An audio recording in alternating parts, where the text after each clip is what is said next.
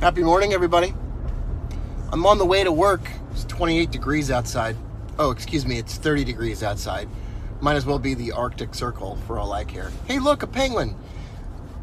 Here's my look when I see a penguin out the window.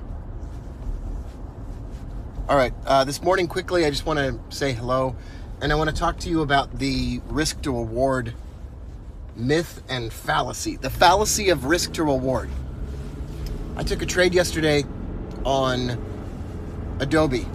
So I was trading Adobe yesterday, and I was trading options, and I risked $465 by buying a call.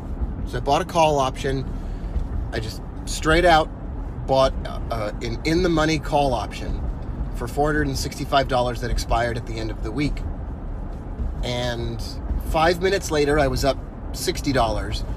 6 minutes later, I was up $33. And then I was up 40, and then I was up 30, and then I was up 15, and then I was up 33, or whatever it was. And I just took profit. And so if you look at it from one point of view, which is completely logical, I risked $465, but made $33.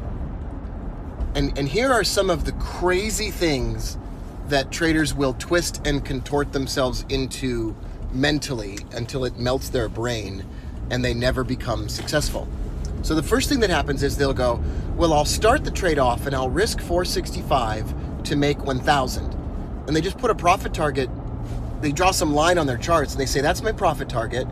And now I feel comfortable because I have a profit target that's larger than my stop loss.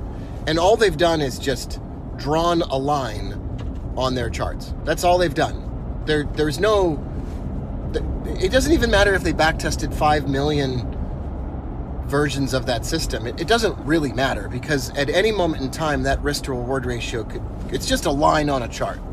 And so one thing is we give ourselves some kind of weird pat on the back because our risk to reward ratio, our made up risk to reward ratio, the one that we drew on a chart with just a line, we congratulate ourselves for having some made up number on our chart, and we say that that means that our system has a positive expectancy.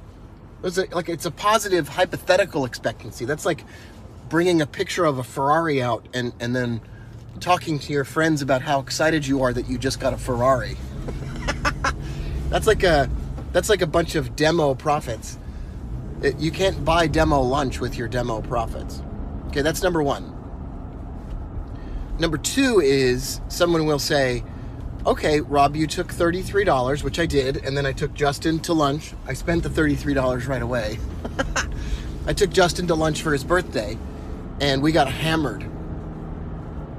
Just kidding. He's a true party animal. It's amazing that I get any work done with that guy.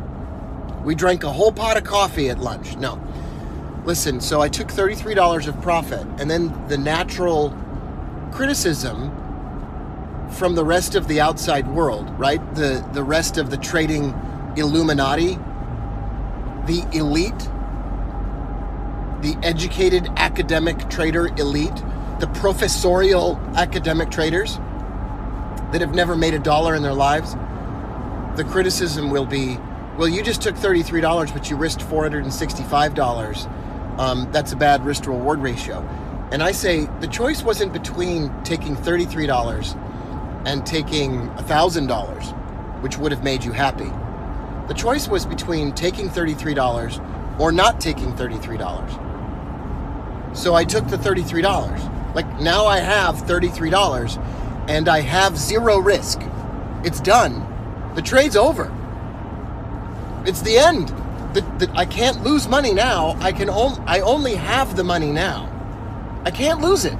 It's 100% guaranteed that trade's a win, and my confidence is up, and I can choose from 50 different additional trades today with no loss hanging over my head, with no bad trade hanging over my head, with no worry hanging over my head. So the psychological risk to reward is off the charts. The food-based risk to reward is fantastic because we both had a cheeseburger. The chance of that trade becoming a loss is 0.